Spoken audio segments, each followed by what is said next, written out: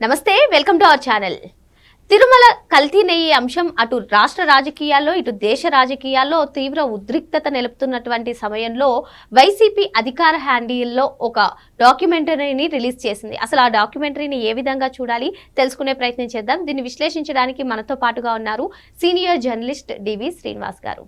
నమస్తే సార్. నమస్తే సార్, తిరుమల దేవస్థానం ప్రతిష్టను గురించి ఒక డాక్యుమెంటరీ ఈరోజు వైసీపీ తన అధికారిక హ్యాండిల్స్లో పోస్ట్ చేసింది సార్. మరి ఆ డాక్యుమెంటరీలో చూసుకున్నట్లయితే వైఎస్ రాజశేఖర రెడ్డి గారు, జగన్మోహన్ రెడ్డి గారు తిరుమల ప్రతిష్టను పెంచారని, చంద్రబాబు నాయుడు గారే తిరుమల పైన కుట్ర పన్నారన్నట్టుగా ఆ డాక్యుమెంటరీ ఉంది. బ్రిటిష్ రాజ్యంలో కూడా ఈ తిరుమల దేవస్థానానికి 27 చదరపు కిలోమీటర్లే ఉందని, దాన్ని మాత్రం ఎన్టీఆర్ కొనసాగిస్తే రాజశేఖర రెడ్డి మాత్రమే దాని పరిధి పెంచారని చెప్పి అసలు సత్యం గురించి వర్ణిస్తూ ఉన్నటువంటి ఆ డాక్యుమెంటరీని, అసలు సత్యం నమ్మకం పైన అబద్ధాలు వస్తున్నటువంటి నేపథ్యంలో దేవుడే ముందుకు వస్తాడని చెప్పి ఆ డాక్యుమెంటరీని ఇచ్చారు.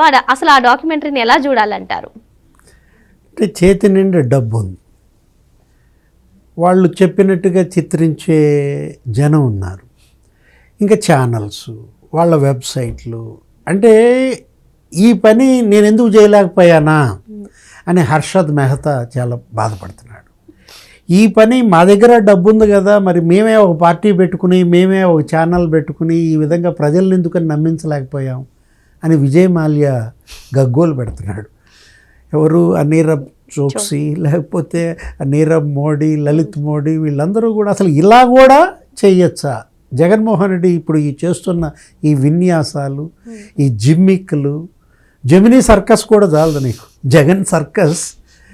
అంటే ఇవాళ హిందూ సమాజం జగన్మోహన్ రెడ్డిని ఇవాళ ప్రధాన దోషిగా, మహాపాపిగా, వాళ్ళ బాబాయ్ సుబ్బారెడ్డి, లేకపోతే ఇంకొక మామ ఎవరు భూమన కరుణాకర్ రెడ్డి, అంటే వీళ్ళందరూ, చెవిరెడ్డి భాస్కర్ రెడ్డి, పెద్దిరెడ్డి రామచంద్రారెడ్డి, తిరుమల తిరుపతి దేవస్థానానికి పట్టిన దెయ్యాల్లాగా అసలు మొత్తం కొండ, అక్కడ భక్తులు ఇచ్చిన విరాళాలు, అసలు మనం చూసాం హుండీలో డబ్బులు కూడా వాళ్ళు చోరీ చేసిన పరిస్థితుల్లో ఎన్ని స్కాములమ్మా.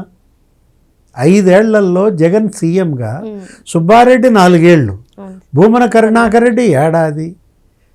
అరే వాళ్ళు చేసిన స్కాములు అదేంటి అసలు? చివరికి తలనీలాలు, మిజోరం, చైనాలో స్మగ్లింగ్, 180 కోట్ల స్కామ్, ఇంజనీరింగ్ విభాగం 1600 కోట్లు ఒక్క భూమన హయాంలోనే స్కామ్.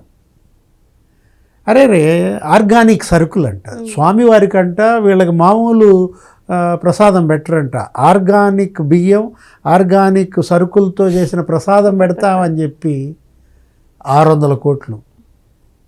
అది ఆర్గానికా? ఓరోగానిక్. బోలే బాబా ఆర్గానిక్ డైరీ అనుకున్నారు, అది కూడా స్పెల్లింగ్ చూసావా? ఆర్గానిక్ కాస్త ORGANICలో ఆర్కి జీకి మధ్య ఇంకో ఓ పెట్టాడు, అంటే ఓరోగానిక్. కెమికల్స్ అమ్మా. 68 లక్షల కిలోలు వీళ్ళు పామ్ ఆయిల్, పామ్ కెర్నాయిల్, వీటన్నిటితో వాళ్ళు ఆ లడ్డు తయారు చేసే నెయ్యి చేసి దాంట్లో 9 లక్షల కిలోలు రసాయనాలు కలిపి, అది కదా సిట్ తేల్చింది. సుబ్బారెడ్డి వాళ్ళు ప్రెస్ మీట్ పెట్టామంటాడు, కల్తీ అసలు నా హయాంలో జరగలేదు, చంద్రబాబు వచ్చినాక జరిగింది అంటున్నాడు. 4 ట్యాంకర్లు చంద్రబాబు వచ్చినాక మళ్ళీ వెనక్కి పిలిపించి వాడారు అంటున్నాడు. సిట్ ఛార్జ్ షీట్ అంట ఎన్ని పేజీలు? 619 పేజీలు 4 ట్యాంకర్ల గురించే రాసిందంట. ఈ 4 ట్యాంకర్ల వెనక ఎంతమంది నిందితుల్ని గుర్తించిందో తెలుసా? 38 మందిని గుర్తించింది. 4 డైరీల యజమానులు, విపుల్ జైన్, పొమ్మిల్ జైన్, వాడేవాడు Rajasekhar, AR dairy, Bholebaba dairy. Sir, మీరు ఇంత చెప్తుంటే ఆ డాక్యుమెంటరీలో చూసుకున్నట్లయితే సత్యం వల్లే సూర్యుడు ప్రకాశిస్తాడు, సత్యం వల్లే గాలి వీస్తుంది. మరి ఆ డాక్యుమెంటరీలో చూసుకున్నట్లయితే ఎక్కడైనా సత్యం ఉందా?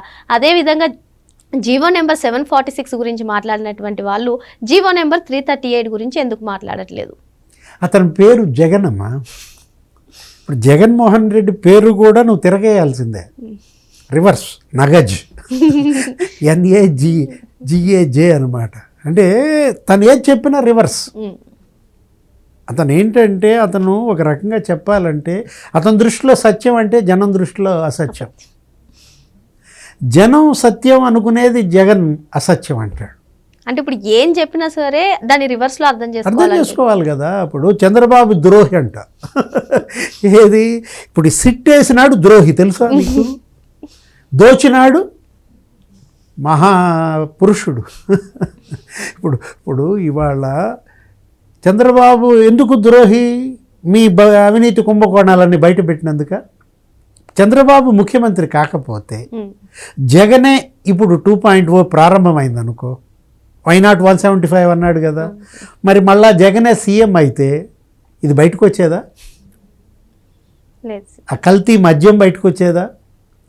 అంటే ఈ 5 ఏళ్ళు కూడా ఆ జగన్ ఆ కెమికల్స్తో తయారు చేసిన ఆ లిక్కరే తాగాలి. ఎంతమంది చనిపోయేవాళ్ళు, మొన్నే 30,000 మంది చనిపోయారన్నారు, 40 లక్షల మంది కిడ్నీ దెబ్బతిందన్నారు, లివర్ దెబ్బతిందన్నారు. ఇప్పుడు ఇది కూడా ఏది మళ్ళా జగనే కనుక సీఎం అయితే మనం ఆ లడ్డు ఇదేగా, ఏది లప్సా లేకపోతే పామ్ కెర్నాయిల్, అంటే తగుదునమ్మ అని. అంటే ఏంటంటే జనం అంటే జగన్కి బాగా లోకువ. నేనేం చెబితే అది నమ్ముతారు. నా చేతిలో ఛానల్ ఉంది, నేను చెప్పింది సినిమా తీసేవాళ్ళు ఉన్నారు, ఆర్జీవీ లాంటి. ఎవరు అది తీసింది ఆర్జీవీ అనా? గోయిందా గోయిందా గోయిందా గోయిందా సినిమా కూడా ఆయన తీసినట్టున్నాడు. జగన్ని గోయింద కొట్టించారు. ఎవరు? స్వర్ణ మేడం కొట్టించింది. జగద్రక్షక గోయిందా అనాల్సింది జగన్ రక్షక గోయిందా అనేసరికి స్వామివారు నిన్న మంత్రి ఆనం రామనారాయణ రెడ్డి కౌన్సిల్లో చాలా సీరియస్ అయ్యారు. శ్రీవారితో పెట్టుకుంటున్నారు, శ్రీవారికి తిరునామం ఉంటుంది, తిరునామం తెరుచుకుందంటే తగలబడిపోతారు. అది 3వ కన్ను లాంటిది. ఏది శివుడికి 3వ కన్ను ఎలాంటిదో అట్లాంటిదే. ఇప్పుడు మీ నాన్న జీవాల గురించి మాట్లాడుతున్నాడు. యావత్ దేశం మొత్తం కూడా వైసీపీని నిలదీస్తుంది, హెచ్చరిస్తుంది. అయినప్పటికీ కూడా ఈ డాక్యుమెంటరీలో కానివ్వండి, మామూలుగా కానివ్వండి, ఏం తప్పు చేయలేదన్నట్టుగా చంద్రబాబు నాయుడు గారే లడ్డూతో రాజకీయం చేస్తున్నారు, అంతకుముందు మండపం కూల్చివేసి అప్పుడు అపచారం చేశారు అని చెప్తున్నారు. ఏమంటారు దీనిపైన? ఇప్పుడు ఈ డాక్యుమెంటరీ అర్ణవ్ గోస్వామి పంపాడా? పంపమని చెప్పు. అర్ణవ్ గోస్వామి, రిపబ్లిక్ టీవీ, లేకపోతే న్యూస్ 18, CNN అవి ఉన్నాయి కదా నేషనల్ ఛానల్స్, వాటన్నిటికి కూడా పంపాలి. పంపితే వాళ్ళే మాట్లాడతారు, అప్పుడు మనకు తెలుస్తుంది అన్నమాట. అంటే అప్పుడే స్ట్రైట్గా ఆన్సర్ చెప్పొచ్చు కదా సార్. ఇలా ఇటువంటి డాక్యుమెంటరీస్ రెడీ చేసి దాన్ని పబ్లిష్ చేసే బదులు వాళ్ళకే స్ట్రైట్గా ఆన్సర్ చెప్పొచ్చు కదా. నేషనల్ మీడియా వాళ్ళు మీరే చెప్పారు ఇంట్రోలో కూడా, దేశం మొత్తం నిప్పులు గురిపిస్తోంది ఈ హిందూ ద్రోహి. ఇవాళ ఇంకా ఏ హిందువు ఆ పార్టీకి ఓటేయకూడదు, జగన్మోహన్ రెడ్డి వాళ్ళ అభ్యర్థులకి ఓటేయకూడదు, హిందువుల ఓట్లు అడిగే నైతిక హక్కే కోల్పోయావే. ఇంకా ఇలాంటి డాక్యుమెంటరీలు నువ్వు ఎన్ని తీసి వదిలితే నువ్వంత భ్రష్టు పడతావు. ఇప్పటికే పాతాళానికి దిగజారిపోయావు, ఇంకెక్కడికి పోతావు? ఇంకెంత లోతుల్లో అతను పతనం అవ్వాలని. ఇప్పుడు లోకేష్ బాబమ్మ మొన్న ముంబై వెళ్ళాడు. ముంబై వెళ్ళినప్పుడు ఆమె ఎవరో ఒక ఫీమేల్ జర్నలిస్ట్ ఇంటర్వ్యూ చేసింది ఏదో విషయం మీద, ఏదో సబ్జెక్ట్ ఇంటర్వ్యూ చేసినప్పుడు ఆయనే చెప్పాడు, ఏ ప్రభుత్వం చేసిన తప్పైనా ఇప్పటి ప్రభుత్వ ప్రతినిధిగా నేను క్షమాపణ కోరుతున్నాను. ఏది మహాప్రసాదం, లడ్డు, తిరుమల తిరుపతి కల్తీ గత ప్రభుత్వ హయాంలో జరిగినప్పటికీ ఇప్పటి ప్రభుత్వ ప్రతినిధిగా నేను క్షమాపణ కోరుతున్నానని చిన్న పిల్లాడు, నీకన్నా ఎన్నేళ్ళు చిన్నాడు, ఓ 10 ఏళ్ళో 8 ఏళ్ళో చిన్నాడు, అంత పరిణతి చూపించాడే, నీకేమైంది? జగన్మోహన్ రెడ్డి ఇప్పటికైనా పశ్చాత్తాపడకుండా, ప్రాయశ్చిత్తం చేసుకోకుండా, ఇప్పుడు నువ్వే ఓ పెద్ద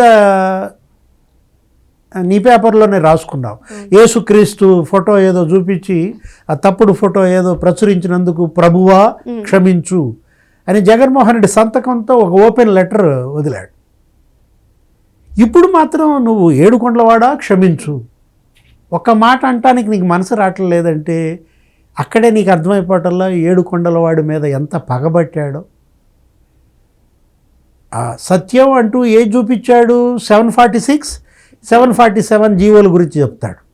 మా నాన్నే 315 కిలోమీటర్లు చదరపు కిలోమీటర్లు కాపాడాడని చెప్తాడు. ఉందా అందులో 338? అంటే చూసావా ఎంత ఖతర్నాకో. అంటే ప్రెస్ మీట్లో చూపించిన 746 జీవో చూపిస్తారు సార్. లేదు అంటే ఈ డాక్యుమెంటరీలో మీరు అన్నట్టుగా 746, 747. మరి జీవో నెంబర్ 338 గురించి వైసీపీ వాళ్ళు ఎవరు ఎందుకని మాట్లాడరు? అంటే 2 కొండలు చేయాలనుకున్నందుకు రాజశేఖర రెడ్డి కొండల్లో కలిసిపోయాడు అని గత కొంతకాలంగా ఇవాళ సమాజం మొత్తం ఘోషిస్తోంది. ఆయన ఎందుకు దుర్మరణం పాలైనా కూడా ఆయన యొక్క ఆ చావు వెనుక ఆయన అక్కడ తిరుమల శ్రీవారి పట్ల చేసిన మహాపరాధాలు, అపచారాలు ఇవాళ భక్తులందరూ అంటుంటారు. దాన్ని మాఫీ చేయడం కోసం ఇప్పుడు ఇతను ఇది ఎత్తుకున్నాడా? ఈ విధంగా చేయడం ద్వారా సోషల్ మీడియాలో కూడా మొత్తం అదే సార్. ఆనాడు రాజశేఖర్ రెడ్డి పైన నిందలు వేశారు, నేడు జగన్ పైన నిందలు వేస్తున్నారు. ఆ నిందలన్నీ కూడా ఇప్పుడు తొలగిపోతున్నాయి. జగన్మోహన్ రెడ్డి గారి పైనే కాదు, వైఎస్ఆర్ రాజశేఖర్ రెడ్డి పైన వేసినటువంటి నిందలు కూడా తొలగిపోతున్నాయి అంటున్నారు. కానీ ఆధారాలు ఏం చూపించట్లేదు. ఎలా చూడాలంటారు? రాజశేఖర రెడ్డి చనిపోయి ఇప్పుడు 14 ఏళ్ళు ఏమవుతుందమ్మా. ఇంకా జనం అతన్ని మర్చిపోయారు.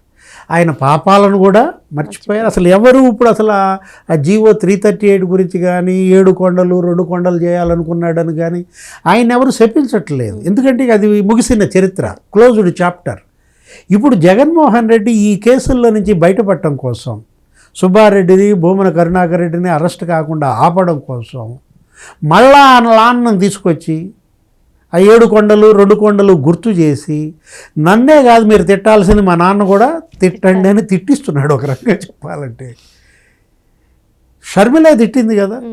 అదేది ఆ పొన్నవోలు సుధాకర్ రెడ్డి విషయం ఒకటి ఎత్తి అసలు అతను ఎవరో మాకు తెలియదు, ఏనాడు మా ఇంట్లో అతను చూడలేదు, జగన్మోహన్ రెడ్డికి అతనికి క్విడ్ ప్రోకో, మా నాన్న పేరు సిబిఐ ఛార్జ్షీట్లో చేర్చిన దోషులు వీళ్ళిద్దరు అని.